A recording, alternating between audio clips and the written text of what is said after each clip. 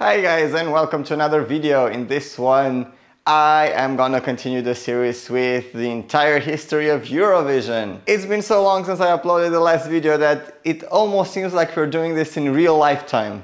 If you're new to the channel or you've just missed the previous videos, I'm gonna add them in the first comment down below, so you can start with the 50s. This one is going to be the 80s. And of course, also, if you're new to the channel, don't forget to subscribe. No more talking, let's start straight with 1980. The Eurovision Song Contest 1980 was the 25th edition of Eurovision Song Contest, and it took place on 19th of April in The Hague. Israel, the winners of 1979, declined to host the show for a second time in a row, as IBA could not fund another international production, and the Israeli government turned down the request for some funding to make the show. For the first time in history, an African country, Morocco, joined the show. After Israel announced its non-participation, Morocco took its place. This would be Morocco's only participation in the show. This also marked the only time in Eurovision history when the winner of Eurovision Song Contest did not participate in the next year. Turkey also returned to the show after 1 year's absence, and Monaco decided to stay home, which meant that the total amount of competing countries this year was 19. After Spain, who was the second place, and also UK refused to host the show, the Netherlands stepped in and said they'll do it. But they also said they will do it only if this is like a small-scale project. NOS spent only $725,000 on this project. Only. Up until now, this is the last contest that was not hosted by the previous winner. The presenter was Marlu Fluitsma, although each song separately was presented by someone from their own country, most of the times the person that did the commentary for the respective country. Just like in 1977 and 1978, no postcards were filmed for in between the songs. Various parts of 1976 opening sequence and stage were actually reused. The scoring system implemented in 1975 stayed the same. Each country had their jury, who awarded 12, 10, 8, 7, 6, 5, 4, 3, 2, 1. We know it by now. However, this was the first year when the countries were required to announce their points in ascending order, the way we also kind of knew it for a while, 1, 2, 3, 4, 5. This change was made just to add some excitement to the whole show. Australian-born singer Johnny Logan with the song What's Another Year was the winner in the end. The song was a huge hit all across Europe, even reaching top 5 in 9 of the European countries. Johnny Logan, who will later be called Mr. Eurovision, secured this way the second win for Ireland on Dutch soil. Johnny Logan became a citizen of Ireland only after he won Eurovision. Germany were the runner-ups this year. Actually, they will finish second also in the following year, and in 85 and 87, winning in 82. This 80s was the best decade for Germany in Eurovision. After two relatively poor placings, United Kingdom finally ended inside top 3, and further we go with 1981. That was the 26th edition of Eurovision Song Contest and took place in Dublin. This was actually the second time Ireland hosted after 1971. 20 countries competed this year, equaling the record that was held by 1978 edition. Cyprus made their debut this year, and Yugoslavia and Israel came back. For a while it actually seemed there will be 21 countries, but Monaco declared that they were no longer interested. Morocco and Italy, who both participated the previous year, decided not to enter the contest either. The set was the largest seen in the show so far. Over 250 armed personnel was present just to protect the people for any possible political demonstrations. The United Kingdom participants were actually guarded the entire time while they were in Dublin because of threats from IRA. These also included an evacuation of the hotel where the participants were staying because of a bomb threat. Rehearsals started 4 days ahead, with each participant receiving 30 minutes alone with their orchestra. This happened every day until the day of the contest. RTE spent £530,000 on this stage, and they were expecting as a return around £2 million from tourism. It was also expected that worldwide there will be around 500 million viewers, with 30 countries broadcasting it. Included in those 30 countries were also Hong Kong, the Soviet Union, and the United Arab Emirates. Also, Egypt showed the show for the first time. Jean-Claude Pascal for Luxembourg participated after he won 20 years ago. Unfortunately, this year he only finished 11th. The 46-piece orchestra, the Irish orchestra, considers saxophone not to be an orchestra instrument. For those reasons, they did not include it. This was a cause of great concern for United Kingdom, whose song was heavily based on saxophone. The voting proved to be memorable for the closeness. France gained an early lead, receiving max points from 3 of the first 4 countries. Then Ireland took the lead for a while in the first half of the points, but then they fell away too. United Kingdom took then the lead, and they led until they actually gave more points to Switzerland, and from then on that was just a race between United Kingdom, Switzerland and Germany, who started gaining a lot of points. Other memorable moments was the glitch of the scoreboard, who actually gave Ireland 310 extra points when Luxembourg offered them 10. Greece's score was showed incorrectly, and Turkey's 9 points just suddenly disappeared. The host attempted to get Yugoslavia's points multiple times. When Helga Vlahovic, who actually represented Yugoslavia in 1990, finally answered the phone, she said, "I don't have it." And the audience started laughing. The winner in the end was United Kingdom with Bucks Fizz, the song Making Your Mind Up. This was United Kingdom's 4th victory in the contest, following their victories in 67, 69 and 76. Bucks Fizz was formed especially for Eurovision Song Contest, and they created one of the most memorable moments in Eurovision history when the two guys ripped off the skirts of the girls. Germany finished 2nd for the 2nd time in a row, and France finished 3rd. Norway finished last with their 3rd null point. Germany, who has never won the contest up until that point, became increasingly frustrated and decided to make a concerted effort for the next year. The Swedish singer Björn Skifs was very outspoken. He said, "This was not a song contest, this was a show. All these dancing girls, they take away from the show. I also think they should change the rules and allow us to sing in English. Then we could really be able to compete." Decades later, Debbie Cameron, the representative of Denmark, revealed in a book that she was contacted by a BBC employee who told her that the Bucks Fizz victory was actually planned. According to the employee, he observed as BBC team sabotaged the sound checks during the Israeli and the Denmark performances, as well as the West German one. This claim, however, ignores the fact that BBC was not in charge of the show that year. Eurovision 1982 took place in Harrogate, United Kingdom. There were only 18 participants this year. No year since then there were so few participants in the final. Greece decided not to enter this year, and France's national broadcaster declined to compete again, with the head of entertainment Pierre Boutelier saying, "The absence of talent and the mediocrity of the songs is where the annoyance sets in. Eurovision is a monument to insanity." The opening of the contest showed a map of Europe with the question, "Where is Harrogate?" The question was asked in the language of the country that was about to compete. This with the exception of Ireland, who sang a song in English, but the question was asked in Irish. The tradition of the previous winner offering the trophy to the new winner was broken this year by Bucks Fizz. The Irish band Chips lost their national final, which, if they would have won, it would have created a very special situation in Eurovision,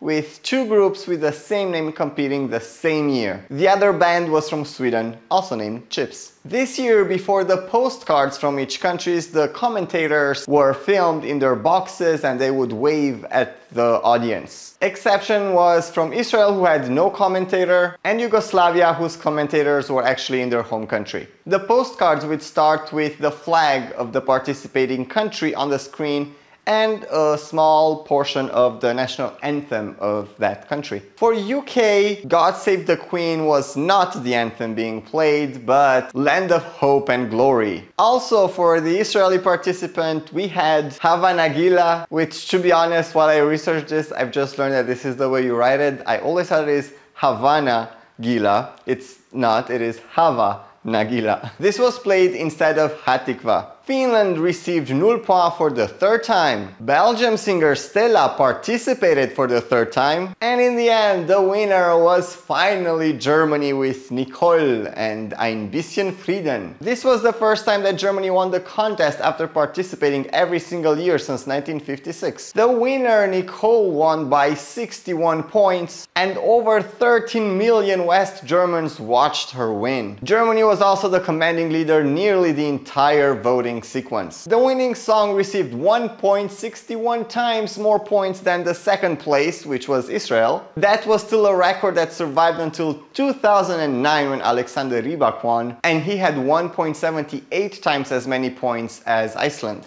Nicole went on to have her winning performance in German, English, French, Dutch, to the delight of the audience who just stood up and applauded her. She literally got a standing ovation. The English version of the song Ein bisschen Frieden, which was A Little Peace, became #1 in the UK charts and actually was the 500th #1 in the UK charts. The 28th edition of Eurovision Song Contest was in 1983 and took place in München, Germany, Munich. Despite this being their first victory, this was actually the second time they hosted the show.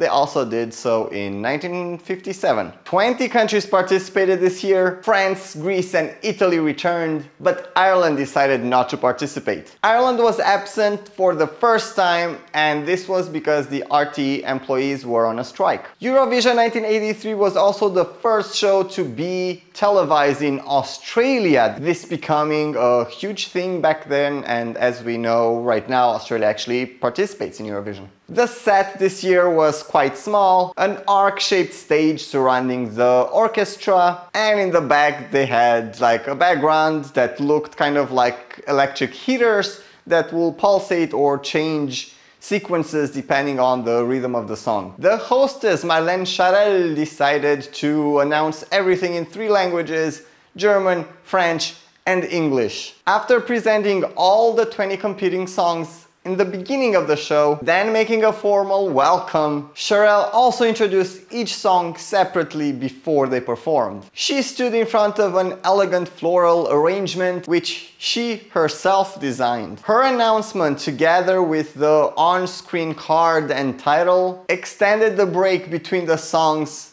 up to 3 minutes. Can you imagine waiting now 3 minutes in between the songs? Also, because Marlene Charel decided to announce everything in 3 languages, the voting sequence took over an hour. This also meant that the show stretched for the second time ever to over 3 hours. Charel made in total 13 language mistakes during the voting sequence, some of them major, pretty much giving points to Sweden when they were supposed to go to Switzerland. I feel like this is a mistake that a lot of people are still doing, Sweden and Switzerland. Also, she introduced the conductor for Norway, Sigurd Jansen, as Johannes Korgan. She was actually forced pretty much to make up a name since she forgot the real name. Ofra Haza from Israel became a big success in Europe with her song Hi.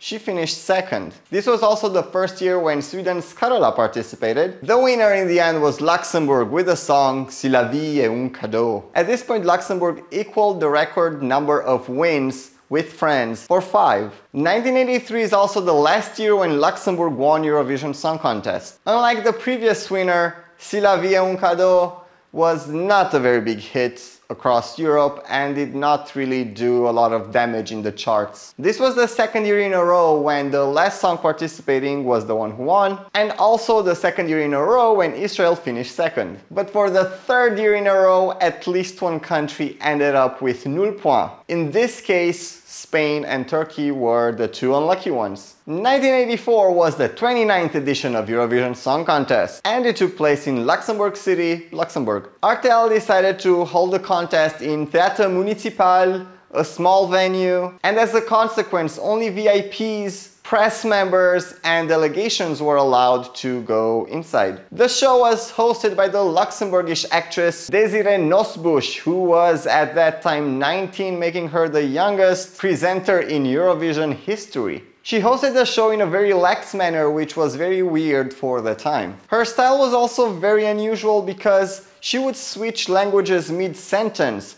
She would present everything in German, English, French, and Luxembourgish, but switched during the sentence. She never finished one complete phrase in one language. 19 countries competed this year. Israel and Greece were absent. Ireland returned after a one-year break, and Iceland wanted to compete but withdrew due to a lack of financial support. Translucent panels in varying shapes and forms were hung above the stage and operated on a pulley system to create the backdrop for each song. Unusually, the live orchestra was not really to be seen. They were placed kind of under the stage. The United Kingdom's entry this year was the first one ever to be booed off stage. Apparently this had more something to do with a football incident that happened earlier in the year, but also some people said that the reason might be the fact that they had backing singers off stage, which kind of made and left the impression that they weren't really singing themselves. Halfway through the voting sequence, the scoring board just turned blue and stayed that way for the rest of the evening. This was actually visible only for home television viewers. When the second last jury announced their points, there was a difference of 6 points between Sweden and Ireland. Portugal was the last jury to give out the points. They only gave 2 points to Ireland, that way crushing their chances to win. And as some of us know, the winner was Sweden with Diggy Loo, Diggy Lay, Life is Going My Way, performed by Harry's, not me. I know, I would do a very good job at it. This was the first winning song in Swedish, ABBA winning for Sweden but with a song sang in English. Richard and Louis Harris became the first teenage winners of Eurovision Song Contest, and up until this date they are still the youngest male winners ever. The song became a hit in multiple countries across Europe, but even today people still make fun of it because of the nonsensical title.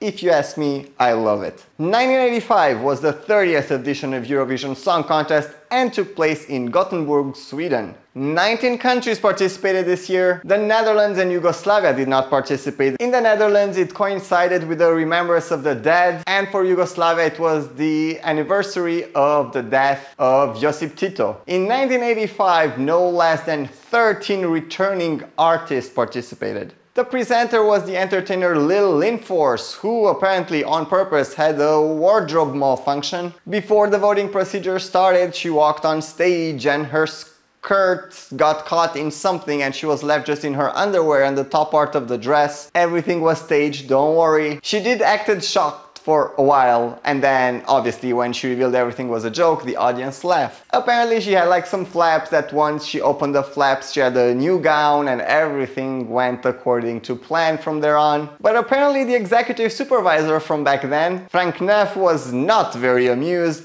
neither was his wife. Lisa Asia, the winner of 1956 Eurovision Song Contest, was the guest of honor of this edition. The video postcards this year were the first in the history of the contest when they only showed the songwriters and the composers of the songs. 1985 was also the first time when a conductor conducted for multiple countries without being the host conductor. This was the Greek Haris Andreadis. He led the orchestra for both Cyprus and Greece. Switzerland's Piano Piano was the fourth and last entry ever to be conducted by a woman. Germany was such a huge favorite to win this year that the bookmakers only offered odds against them winning. The voting again was one of the most exciting in the history of Eurovision.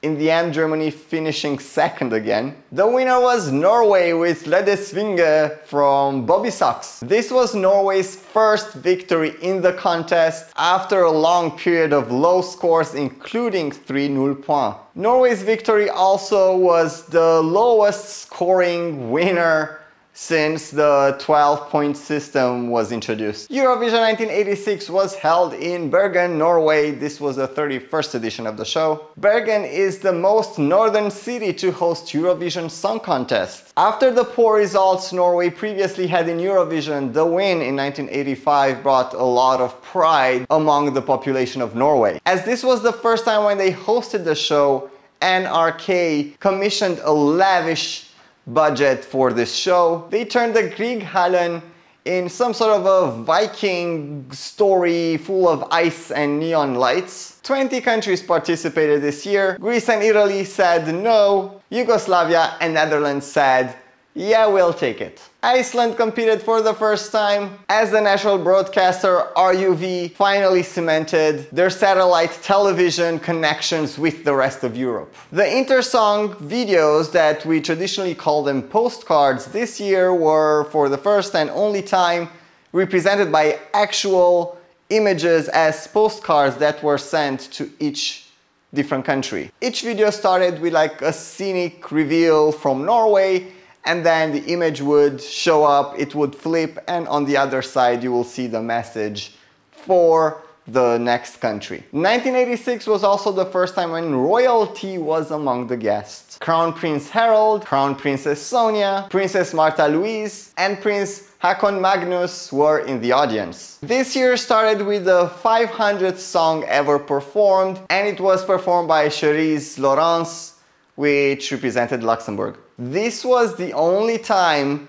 in the jury 100% jury era when Turkey finished inside top 10. The winner was Belgium with Jamais Jamais la Vie by Sandra Kim. Belgium is the last of the original 7 countries to actually win Eurovision. Age 13, Sandra Kim is also the youngest winner ever of Eurovision, and with the current rules stating that the competing artists have to be 16 or older, she will keep this record forever. In the lyrics of the song though, she stated that she was 15. This was later revealed after the contest happened that she was only 13. Switzerland, who finished second, actually made an appeal. They wanted Belgium to be disqualified. This was not a successful attempt. The winning song, Jamais Jamais la Vie, received points from every single jury. Belgium also scored an absolute record number of points never seen before in the contest, 176. The top 3 countries were Belgium, Switzerland, and Luxembourg. These were all countries that founded Eurovision, like from the original 7. This would only actually repeat itself in 2021 when Italy, France, and Switzerland were top 3.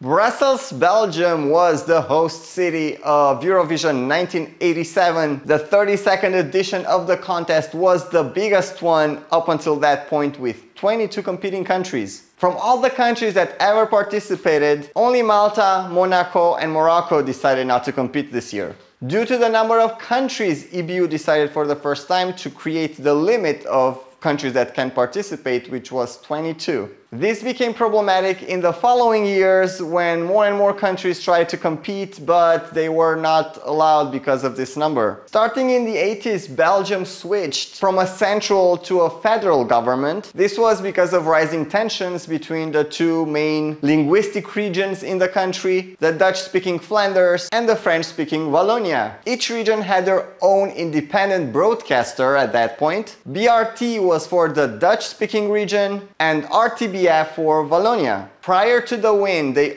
always said that they will both host the show in the event of a win. While the triumph of Jamais Jamais la Vie reignited a sense of national pride across all Belgian regions, the 2 regional broadcasters could not agree on how to host the show, and in the end, BRT decided to withdraw from the project. The necessary budget was very important this year, and for that a new law was adopted, allowing the use of advertising for Belgium to be able to host. This was the first time ever when sponsors helped produce the show, and the name of the sponsors appeared on the screen. After the closing of 1987 contest, BRT president praised the RTBF host for a perfect organization, while at the same time regretting that they could not agree on how to host together. The pre-song postcards were actually short films presenting the Belgian life, culture, and society. This contest was the last one to use a manually operated scoreboard. The presenter was Victor Laszlo, who agreed to present this show only if she was allowed to sing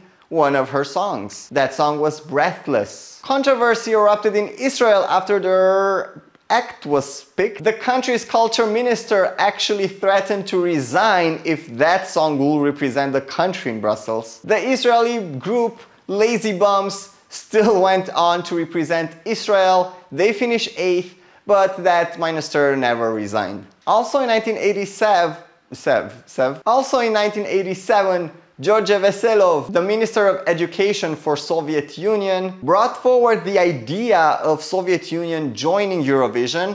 This was made in the idea that we'll make some sort of connections with the Western capitalist countries. However, this idea was not really accepted by the Communist Party. They said this was too radical of a step to take at that point. Actually, no Soviet Union entry was ever made for Eurovision Song Contest. Wind from Germany became the first act to finish second twice, never winning. The winner was Ireland with Hold Me Now, Don't Cry by Johnny Logan. Johnny Logan became the first artist and the only one to win Eurovision Song Contest twice. 3 times if you also consider that he won as a songwriter. This was also the second time when Germany finished second behind Johnny Logan. UK scored its worst result ever up until that point, 13th place, with the song Only the Light, performed by Ricky. 1988 was the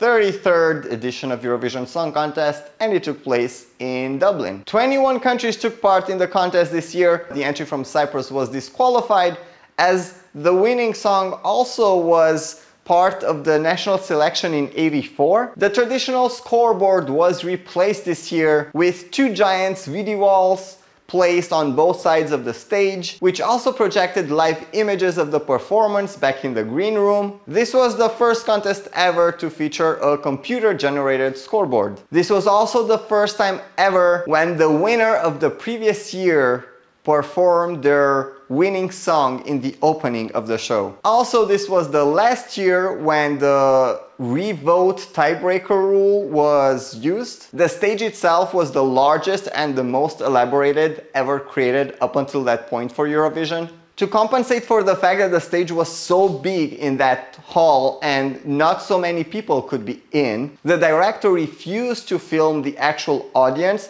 keeping everything very dark on that side to create the feeling of stage being in a very big black space. The number of jury members changed this year from 11 to 16. This rule would be used until 1996. This edition also features one of the closest and most fickle ending votes in the history of Eurovision. With 3 countries left to vote, UK was well in the lead with 133 points, second place being Switzerland with 118. However, France didn't give UK any points, Portugal gave UK only 3 points and 12 to Switzerland, and before the last jury had to give their points, UK was in the lead by 5 points. The final jury from Yugoslavia started giving the points in ascending order, as we decided a few years ago, and they gave 6 points to Switzerland, which put Switzerland just 1 point ahead of UK. Considering the way the votes came in for UK up until this point, everyone was sure that UK is gonna get more than those 6. Yugoslavia continued to announce their 7,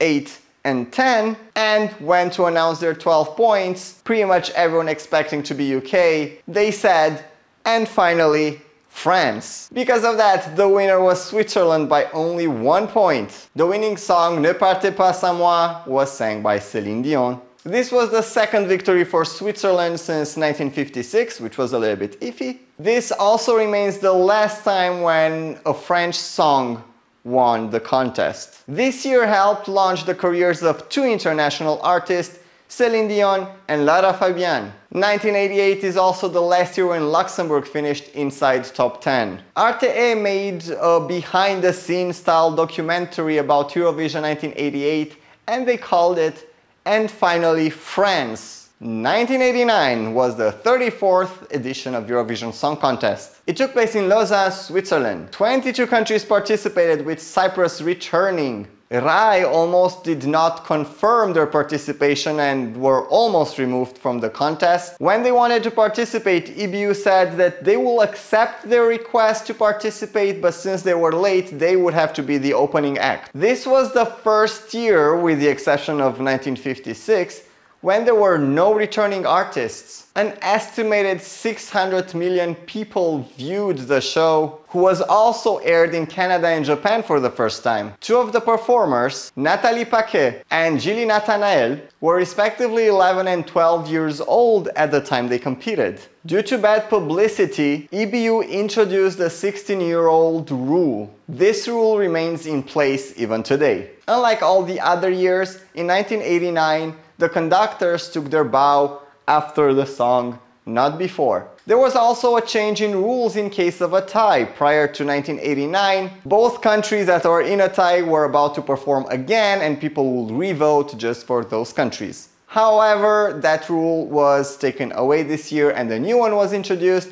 In case of a tie, the country with the most 12s would win. If then it's a tie also, the one with the most 10s will win. And if in that case it's still a draw, both countries will be considered winners. Or 4 if it's 1969. Austria equaled their best results since their first win in 1966. Greece placed inside top 10 for the first time since 1981. Rock Me was the first song to be performed in a Slavic language. Germany and Austria songs were both written by Dieter Bohlen, a superstar in Germany, and probably you guys would know him as one of the members of Modern Talking. The Swiss entry, Viver Senza Te, by the group Fubaz, was the first entry ever to be sang in Romansh, one of the 4 official languages of Switzerland. The winner was Yugoslavia with the song Rock Me Baby. Well, the name of the song is just Rock Me, by the Croatian band Riva. This was the only victory for Yugoslavia as a unified state. The United Kingdom's Ray Karauna, who was the lead singer of Live Report, was outspoken about coming up second,